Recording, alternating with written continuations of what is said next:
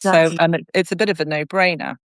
And one of the things I think is to Yeah. stop watching the news. None of us need to watch. Yes, no, we don't need to watch it in that relentless way. No. But also, actually, another thing about it is we don't have to be passive. We don't have to think that the world has to be like this. We actually can affect change. Yeah. So I think being more active and engaged in things that you really care about is a great way to release stress, because you're in community, you have meaning and purpose. Yeah. So it's not just to be a passive receiver of all of this news, which is just too overwhelming for the system. Too overwhelming, exactly. Yes, but you choose the things that you can actually take action in and have some influence over, and that actually makes you feel very empowered.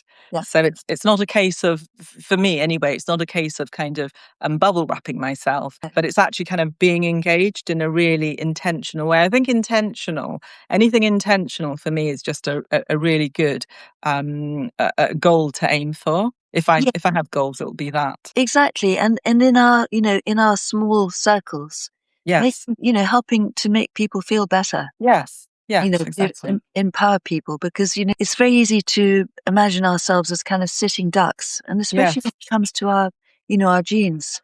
But we're not sitting ducks. There's so much we can change. Even if we've got genes that predispose us to certain things. I think that's a really good example, that it depends on how we live our life. How we can reduce inflammation by choosing what we eat and drink. It has a profound effect on our experience of life, how we feel.